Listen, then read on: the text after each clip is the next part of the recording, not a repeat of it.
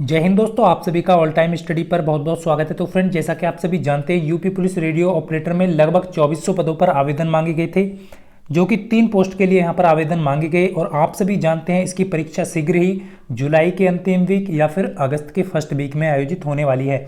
अब बात करेंगे हिंदी की। यहाँ पर फ्रेंड्स, हिंदी का आप सभी जानते हैं, हिंदी के लगभग यहाँ पर नंबरों की बात करें तो 100 नंबर की हिंदी यहाँ पर पूछी जाने वाली है, जिसमें आपके 40 से 50 प्रश्न यहाँ पर आपको देखने को मिल सकते हैं। तो फ्रेंड्स, एग्जाम की दृष्टि से वीडियो काफ़ी महत्वपूर्ण है। आप खुद इस वीडियो के लास्ट में कमेंट करके कहेंगे वाकई में वीडियो बहुत इंपॉर्टेंट है, और आप इस वीडियो को 5 लोगों के साथ शेयर भी करेंगे। तो मैं उम्मीद करता हूँ फ्रेंड्स, ये प्रश्न वो सभी प्रश्न हैं जो आयोग द्वारा सही माने गए हैं, और भर्ती बोर्ड के द्वारा यूपी की परीक्षा में जितनी भी परीक्षाएं यूपी की आयोजित की गई हैं उन सभी में ये प्रश्न पूछे गए हैं।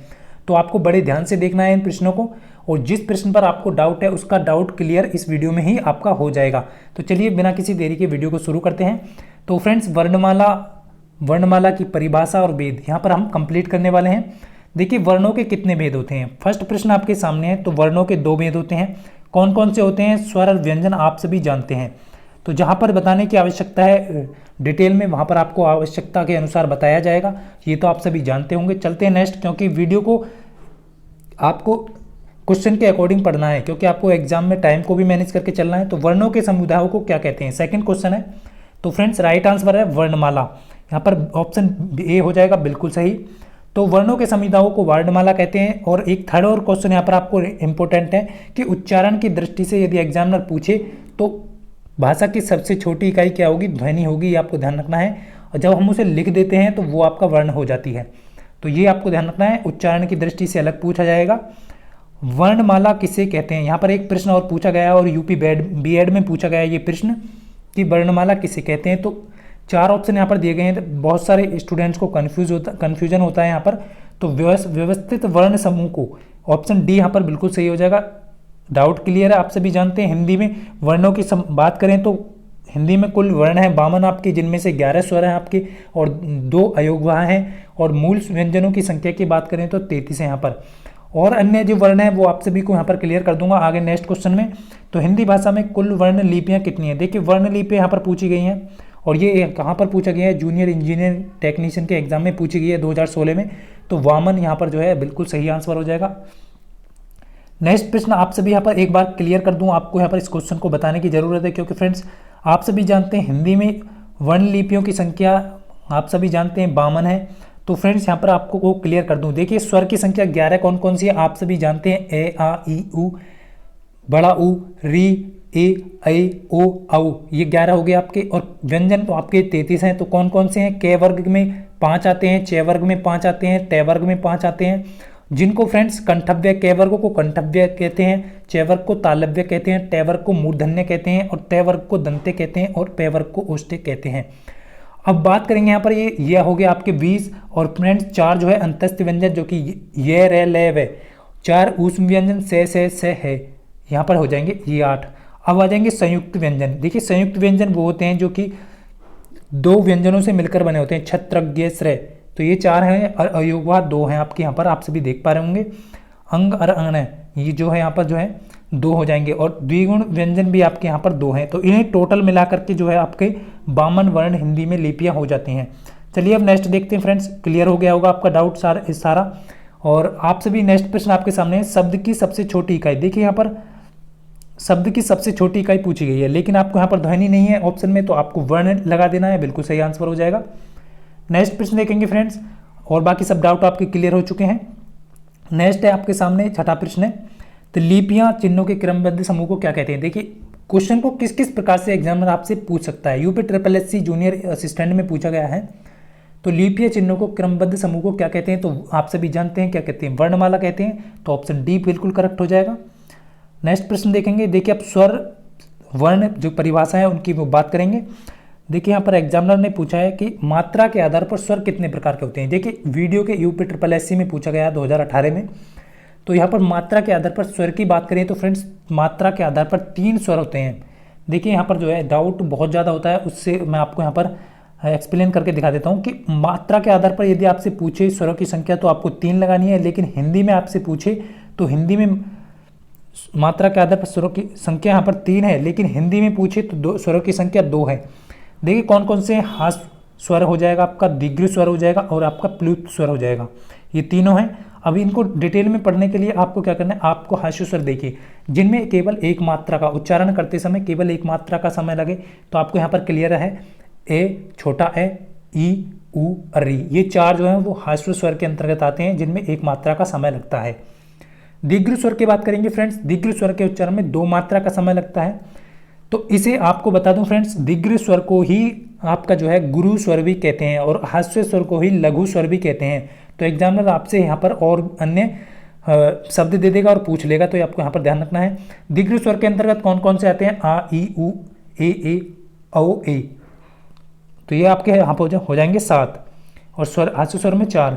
अब देखिए दीर्घ स्वर को आगे क्या क्या है, संयुक्त स्वर में भी बांटा गया है, तो वो भी आपको आगे क्लियर कर दूंगा, लेकिन प्लुत स्वर यहाँ पर 3 हो जाएंगे। अब देखिए यहाँ पर जो है आयोग ने क्लियरली कर दिया है, आपका जो क्वेश्चन था वो मैं पहले से ही कह रहा था कि हिंदी में इसका प्रयोग नहीं किया जाता है, प्लुत स्वर का हिंदी में प्रयोग नहीं किया जाता है। हिंदी में आपको पूछा जाए तो स्वर के 2 ही यहाँ पर जो है वेद माने गए हैं, जो कि आपके दीर्घ और ह्रस्व है, तो ये आपको ध्यान रखना है। और प्लुत स्वर की पहचान की बात करें तो इसमें 3 अंक का यहाँ पर चिन्ह का प्रयोग किया जाता है। चलिए नेक्स्ट आपको देखते हैं फ्रेंड्स। तो देखिए यहाँ पर क्या क्या है, हिंदी वर्णमाला में मात्रा के आधार पर स्वरों के पूछा जाए तो 2 ही आपको यहाँ पर आंसर देने हैं, ये आयोग ने क्लियर कर दिया है आपका क्वेश्चन। नेक्स्ट प्रश्न की बात करेंगे फ्रेंड्स, नेक्स्ट प्रश्न आपके सामने है, बहुत अच्छा प्रश्न है। वर्णमाला तालिका के अनुसार हास्य स्वर, दीर्घ स्वर, प्लुत स्वर क्या है।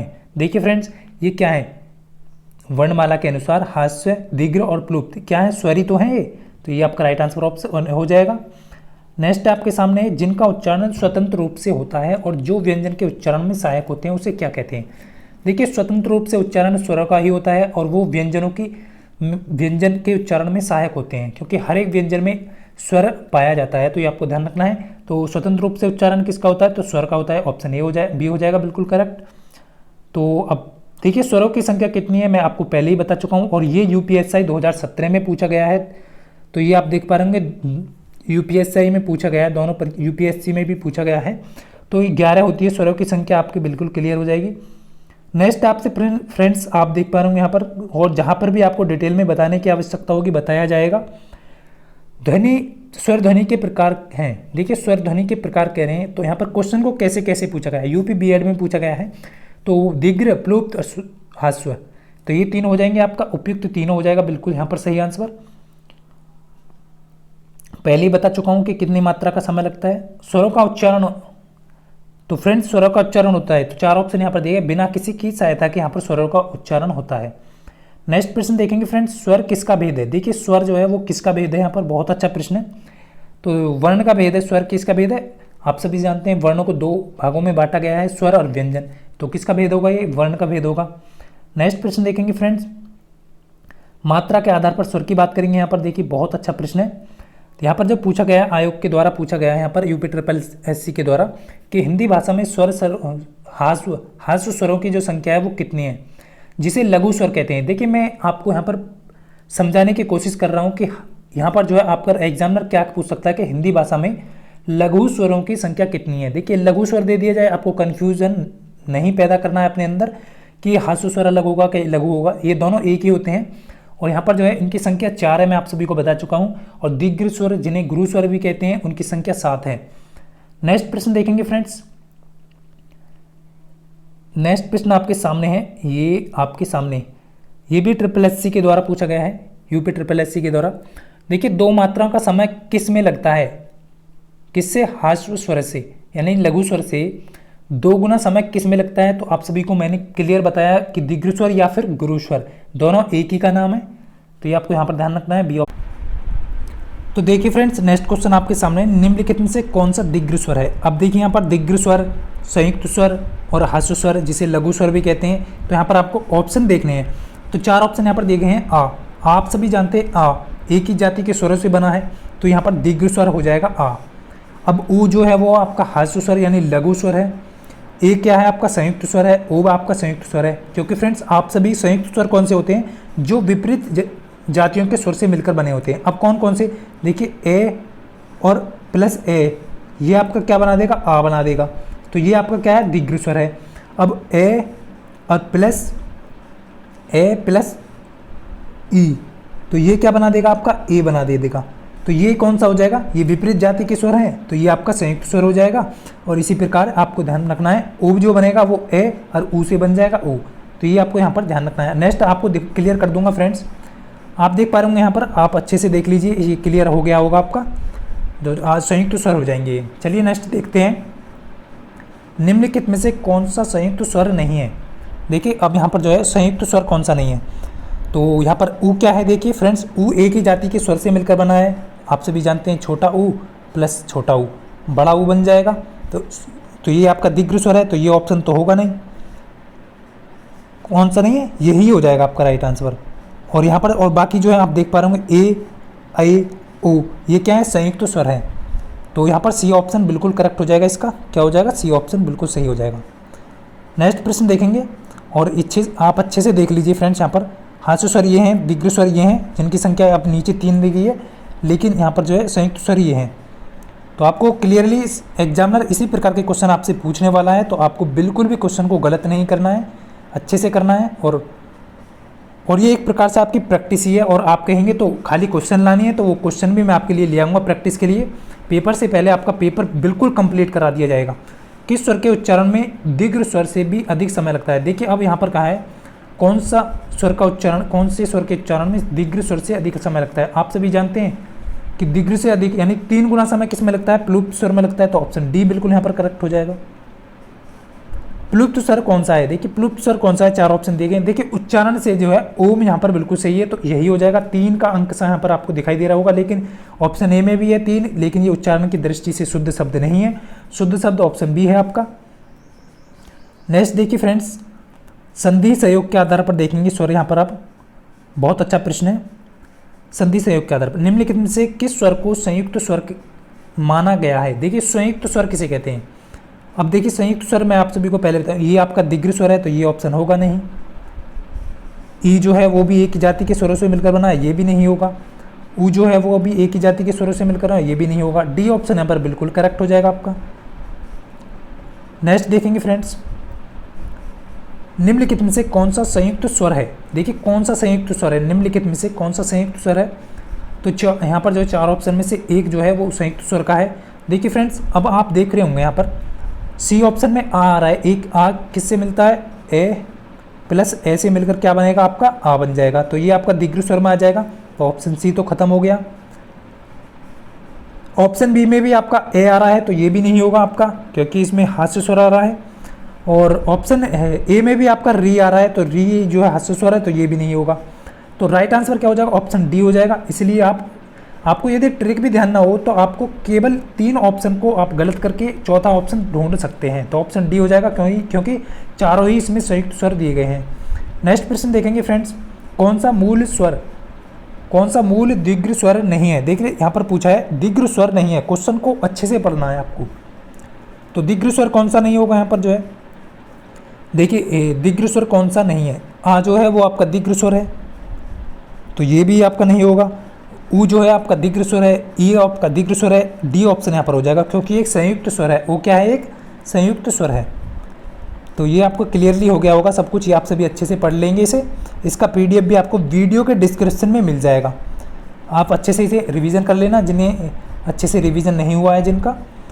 देखिए अब यहाँ पर जो है मुख विवर खुलने का आधार, यानी कि मुख के खुलने के आधार पर स्वर की बात करेंगे। तो यहाँ पर जो है हिंदी स्वरों का वर्गीकरण जब जीवा के अग्रभाग के आधार पर किया जाता है, यानी कि जीवा के कौन सा भाग सक्रिय है उसके आधार पर, तो कौन सा भेद नहीं आता, जीवा के आधार पर कौन सा भेद नहीं आता, जीवा की उच्चारण के आधार पर कौन सा इसका भेद नहीं है। तो ऑप्शन डी जो है विवृत स्वर जो है वो इसका भेद नहीं है।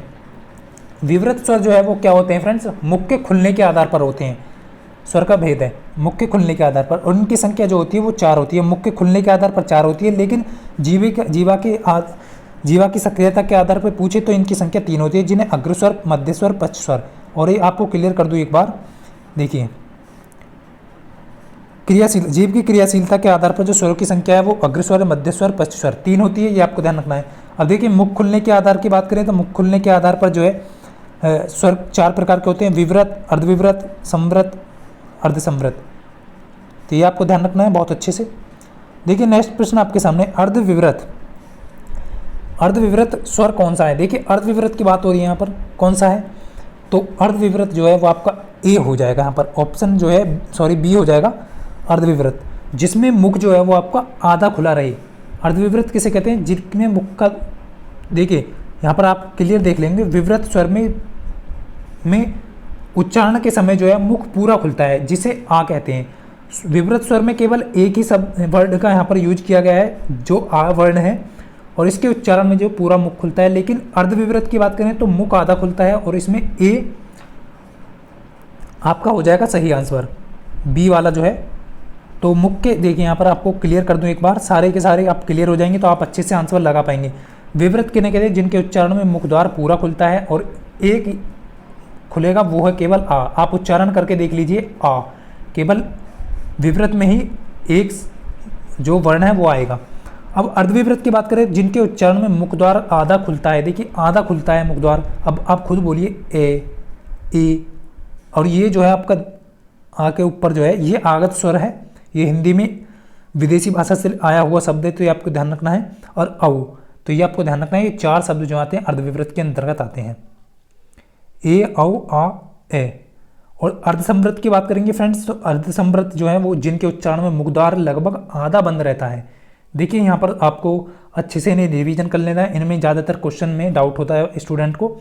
तो जिनके उच्चारण में मुख जो है आधा बंद रहता है, तो ए, औ, जैसे आप उच्चारण करके देखेंगे तो आप अंदाजा लगा पाएंगे। ए और औ जो है इनमें जो है मुख द्वार आधा खुलता है। और फ्रेंड्स संवृत क्या होता है? जिनके उच्चारण में मुख द्वार जो है वो लगभग बंद सा ही रहता है। तो आप देख लीजिए ई, ऊ, तो मुख द्वार जो है आपका लगभग बंद सा ही रहता है यहाँ पर, तो ये हो जाएगा बिल्कुल सही। अब बात करेंगे फ्रेंड्स उच्चारण स्थान के आधार पर स्वर। देखिए कौन सा वर्ण ओष्ठ्य नहीं है?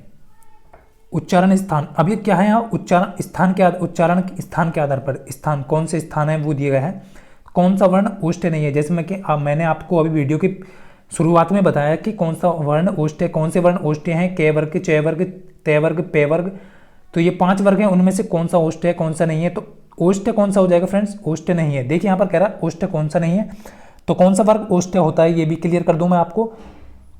तो ओष्ठ्य जो होगा वो आपका हो जाएगा पे वर्ग, पे, भे, भे, जैसा कि आप बोल के आपको दिखा दूं, मैं एक बार क्लियर कर दूं। जैसा कि आप सभी आप देख रहे हैं, आ जो है वो कंठ्य ध्वनि है और ऊ जो है ओष्ठ्य ध्वनि है, तो ये आपको ध्यान रखना है। चलिए नेक्स्ट की तरफ चलते हैं। और क वर्ग जो है वो भी आपका कंठ्य के अंतर्गत आता है। चलिए नेक्स्ट प्रश्न आपके सामने फ्रेंड्स, बहुत अच्छा प्रश्न है।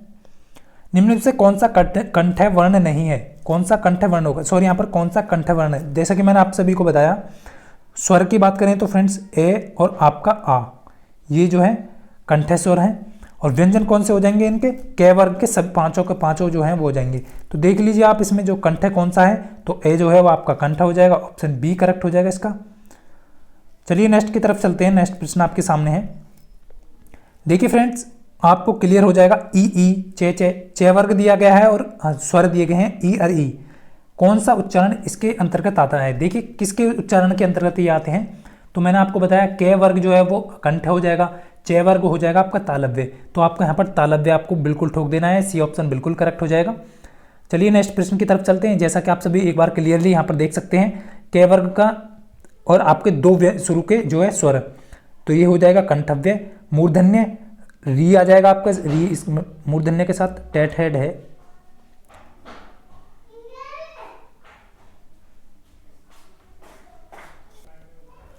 तो जैसा कि आप सब यहाँ पर देख पा रहे होंगे, तालव्य क्या हो जाएगा? ई, छोटी बड़ी ई और चे वर्ग। तो ये आपको यहाँ पर सारे क्लियर हो जाएंगे। आप अच्छे से इसे 2 बार रिवीजन कर लेंगे तो आपका बिल्कुल अच्छे से क्लियरली हो जाएगा। देखिए फ्रेंड्स यहाँ पर जीवा के आधार पर स्वर कितने हैं? जैसा कि आप सभी अभी पीछे प्रश्न पढ़ाए हैं, तो 3 इसके प्रकार होते हैं, अग्र, मध्य, पश्च। अब आपको क्लियर कर दूं अग्र में कौन कौन से आते हैं। देखिए अग्र में जो आएंगे वो आपका यहाँ पर जो ई, छोटी ई हो जाएगा आपका, बड़ी ई हो जाएगा, और यहाँ पर जो है ए हो जाएगा और ए हो जाएगा। ये जो है आप खुद बोल उच्चारण करके देखिए। आप जैसे सक्रिय, कौन सा भाग आपका सक्रिय रहता है उच्चारण करते समय? ई, ए, आप अंदाजा लगा रहेंगे अग्रभाग जो है वो सक्रिय है। अब मध्य स्वर की बात करें तो मध्य के अंदर ए की आता है आपका, जो कि आपका ए आता है। तो जैसे कि आप मध्य ए कहेंगे तो आपका बीच का जो है भाग सक्रिय होगा। नेक्स्ट है आपका पश्च स्वर। देखिए पश्च में क्या होता है, बाकी जो बचे हुए हैं वो पश्च के अंतर्गत चले जाएंगे, जैसे कि आ, उ।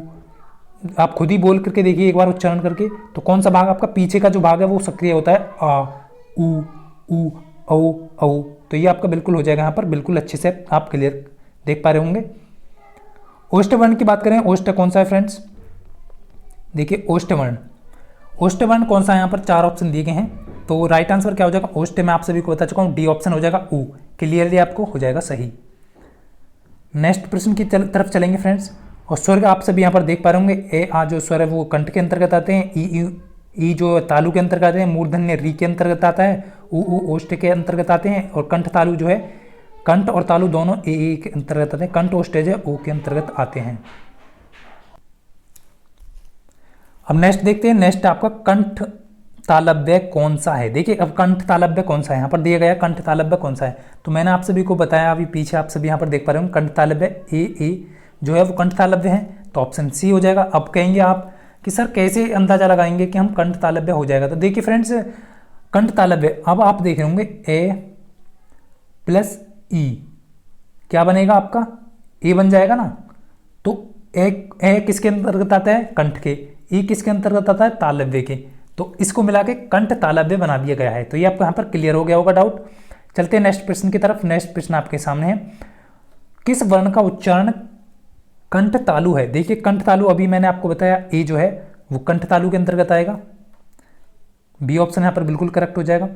देखिए ए किसके उच्चारण में की सहायता ली जाती है, ए के उच्चारण में किसकी सहायता लेते हैं, तो कंठ तालु की लेते हैं, आप सभी देख पा रहे होंगे, सी ऑप्शन बिल्कुल करेक्ट हो जाएगा। नेक्स्ट प्रश्न देखेंगे फ्रेंड्स, स्वर ए का उच्चारण स्थान कौन सा है, अभी आपको मैंने बताया दोनों, ये सी ऑप्शन यहाँ पर बिल्कुल करेक्ट हो जाएगा। वो वहीं से बार बार ऐसे ही प्रश्न एग्जामिनर ने पूछे हैं, तो आप सभी देख पा रहे होंगे यूपी ट्रिपल एस सी मंडी परिषद 2019 में ये प्रश्न पूछा गया है। तो आपके से ज़्यादा यहाँ पर आपको सिर्फ रिवीजन की आवश्यकता है। यदि आपने क्लियरली अच्छे से पढ़ लिया है और नहीं पढ़ा तो इस पीडीएफ को पढ़ने के बाद आप खुद अच्छे से प्रश्न लगा पाएंगे। ओ औ किस प्रकार के वर्ण है, देखिए ओ औ किस प्रकार के हैं, अब आपको यहाँ पर थोड़ा एक बार बता दूं मैं, आप क्वेश्चन आसानी से क्लियर हो जाएगा। देखिए ए और प्लस आपका उ, तो क्या बनेगा आपका ओ बन जाएगा ना, और ए आता है कंठ के अंतर्गत, और प्लस आपका जो उ जो आता है वो ओष्ठ के अंतर्गत आता है, ओष्ठ, तो कंठोष्ठ हो गया ना। अब कंठोष्ठ देख लीजिए आंसर, तो ऑप्शन डी हो जाएगा यहाँ पर बिल्कुल सही, तो क्या हो जाएगा, कंठोष्ठ हो जाएगा। चलिए अब नेक्स्ट प्रश्न की बात करते हैं, यहाँ पर बहुत अच्छा प्रश्न है, अनुनासिकता के आधार पर स्वर निम्नलिखित में से कौन से शब्द में अनुनासिकता है। देखिए अनुनासिकता और निरअनुनासिकता, अब आप यहाँ पर 4 वर्ण दिए गए हैं आपको, संभालना, संभावना, संभावित, संभव, तो किसमें आपके जो है मुख से ज़्यादा हवा निकल रही है और नाक से कम, आप खुद ही लगाइए। तो संभालना, जैसा कि आप संभालना बोलेंगे ना तो मुख से ज़्यादा नाक से कम निकलती है, तो ऑप्शन डी हो जाएगा। और यही आपकी सबसे बड़ी ट्रिक है कि यहाँ पर मैं आप सभी को नीचे क्लियर कर दूँ कि आप एक तो अनुनासिक जो स्वर शब्द होंगे ना उन पर स्वर चंद्र बिंदु लगा होगा, जिन्हें तत्सव के अंतर्गत भी पढ़ा जाता है। तो चंद्र बिंदु जो है वो तद्भव में भी तद्भव में भी आपका चंद्र बिंदु लगा होता है, और यहाँ पर जो है अनुनासिक में भी आपका चंद्र बिंदु लगा होता है। ऐसे आप पहचान सकते हैं, लेकिन आपको वर्ण दे दें तो आपको बोल के देखना है कि नाक से वायु ज़्यादा निकल रही है या मुख से, तो नाक से कम निकलेगी, इसमें क्या होगा मुख से अधिक वायु निकलेगी। और निरनुनासिक में क्या होता है, ओनली मुख से वायु निकलती है, नाक से निकलती है नहीं। चलिए देखिए यहाँ पर जो है जिन स्वरों के उच्चारण में हवा नाक से भी निकलती है तो वो मैंने आपको निरनुनासिक बताए नहीं है, अनुनासिक बताए हैं। नाक और मुंह दोनों का यहाँ पर जो मेल है तो अनुनासिक स्वर हो जाएगा, और निरनुनासिक क्या हो जाएगा जहाँ पर केवल मुख से ही हवा निकले। तो यहाँ पर आपको एक बार क्लियर कर दूँ, देखिए यहाँ पर जो है आप देख रहे होंगे चंद्र बिंदु का प्रयोग अनुनासिक में किया गया है, और इसमें हवा नाक मुख के साथ साथ नाक से भी निकलती है। और निरनुनासिक की बात करें तो केवल हवा जो है मुख से ही निकलेगी, और ये ए आ ई आदि तो ये हो जाएंगे आपके बिल्कुल सही। और चलिए नेक्स्ट प्रश्न देखते हैं, जिनकी ध्वनियाँ केवल मुख से निकलती हैं वे क्या हैं। देखिए जिनकी ध्वनियाँ केवल मुख से निकलती हैं तो आपका क्लियर हो गया, निरनुनासिक मैंने आपको बताया, यदि दोनों से निकले तो अनुनासिक हो जाएगा। अब देखिए यहाँ पर जो है बहुत अच्छा प्रश्न है, होठों की आवृत्ति के आधार पर स्वर। तो होठों की आकृति या आवृत्ति के आधार पर जो है स्वर की बात करेंगे। तो होठों की आकृति के आधार पर निम्नलिखित में से कौन आवृतमुखी स्वर है। देखिए आवृतमुखी स्वर है, देखिए आवृतमुखी यानी वृत्त के आकार में, यानी कि आप जो है जिन वर्णों का उच्चारण करते समय आपका जो होठों का आकार है जो वो गोल हो जाता है, मुंह का आकार गोल हो जाता है, तो उन्हें कहते हैं आवृतमुखी, नहीं सॉरी वृत्तमुखी। और आवृत जिनमें का उच्चारण करते समय होठ का जो आकार है वो गोल ना हो।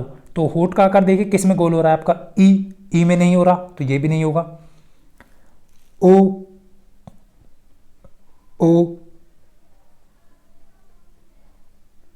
तो यहां पर जो है ओ में हो रहा है, ऊ में भी हो रहा है, ऊ में भी हो रहा है। तो क्या पूछा है, आवृतमुखी स्वर। तो आवृत ऑप्शन ए ही बिल्कुल यहाँ पर आपका बिल्कुल सही हो जाएगा, क्योंकि ये आवृतमुखी है, बाकी तीनों जो है वृत्तमुखी हैं। होठ की आकृति के आधार पर स्वर के दो भाग होते हैं, जैसा कि आप सब यहाँ पर देख पा रहे होंगे अच्छे से, आवृत और वृत्तमुखी। वृत्तमुखी में क्या होगा, क्लियर है, होठ का जो आकार है वो गोल हो जाएगा, होठ गोलाकार होते हैं इसमें, और इसमें जो आवृतमुखी में होठ का आकार गोलाकार नहीं होता, तो इसके अंतर्गत ए आ ई आते हैं। आप सभी देख पा रहे होंगे, बोल करके आप देख लीजिए, उ औ और ये आगत जो स्वर है ये भी आपका यहाँ पर हो जाएगा वृत्तमुखी। तो ये आपको यहाँ पर ध्यान रखना है, बहुत अच्छे प्रश्न है। देखिए फ्रेंड्स नेक्स्ट प्रश्न है, अन्य प्रश्नों की बात करेंगे। भाषा विज्ञान की दृष्टि से उ किस प्रकार का स्वर है। तो देखिए यहाँ पर ये प्रश्न पूछा गया है, बहुत अच्छा प्रश्न है, 2016 में पूछा गया है। तो उ किस प्रकार का है, देखिए यहाँ पर जो है प्रश्न को थोड़ा कठिन बनाया गया है, लेकिन आपके लिए बहुत अच्छा प्रश्न है। तो ये आप देखिए उ किसके अंतर्गत आता है, आप सभी देख पा रहे होंगे, जीवा के आधार पर अग्रस्वर, पश्च स्वर, मध्य स्वर। तो पश्च संवृत ये आ जाएगा ऑप्शन डी के अंतर्गत, क्योंकि उ जो है पश्च स्वर के अंतर्गत ये आता है, अग्र मध्य पश्च स्वर के अंतर्गत तो उ आ जाएगा, और संवृत में भी आपका उ हो जाएगा। तो ये आपको ध्यान रखना है, संवृत में क्या आता है आपका, मुंह बिल्कुल बंद रहे, उ मुंह क्या है आपका बिल्कुल बंद है, तो ये यहाँ पर डी ऑप्शन बिल्कुल करेक्ट हो जाएगा। आप देख लीजिए यहाँ पर संवृत के अंतर्गत ई ओ आते हैं, और आपका जो है पश्च भाग जो है वो आपका आ ई उ आते हैं, पश्च स्वर के अंतर्गत भी आप देख रहे होंगे। तो आपका क्लियर हो गया होगा बिल्कुल सही से। नेक्स्ट देखेंगे फ्रेंड्स, निम्नलिखित में से कौन सा शब्द स्वर का वर्गीकरण नहीं है। कौन सा शब्द जो है स्वर का वर्गीकरण नहीं है, तो राइट आंसर क्या हो जाएगा यहाँ पर, स्वर्ग का वर्गीकरण नहीं है। तो देखिए यहाँ पर स्वर का वर्गीकरण कौन सा नहीं है, तो आपको यहाँ पर आप सभी जानते हैं प्लुप्त, हास्य, संयुक्त ये हैं, लेकिन द्वित्व नहीं है, आपका डी ऑप्शन बिल्कुल करेक्ट हो जाएगा। तो 40 प्रश्न यहाँ पर फ्रेंड्स हो चुके हैं आपके। तो लगभग मेरे हिसाब से 40 प्रश्न ही आयोग द्वारा पूछे जाएंगे। नेक्स्ट भाग में आपको नेक्स्ट प्रश्नों के साथ मिलते हैं। तो आपको ये वीडियो कैसा लगा, यदि आपको ये वीडियो बिल्कुल भी हेल्पफुल लगा है तो आप इस वीडियो को 5 लोगों को शेयर करें, और कमेंट करके ज़रूर बताएं कि नेक्स्ट पार्ट भी लेकर के आएँ, तो वो आपको डिटेल में लेकर आएँ या फिर आपके खाली क्वेश्चन लेकर के आएँ। तो ये आ गया आपका, बिल्कुल आप अच्छे से यहाँ पर पढ़ सकते हैं, और इसका PDF आपको वीडियो के डिस्क्रिप्शन में मिल जाएगा, वहाँ से आप जाकर के डाउनलोड कर सकते हैं। तो मिलते हैं फ्रेंड्स नेक्स्ट वीडियो में, तब तक के लिए जय हिंद, वंदे मातरम।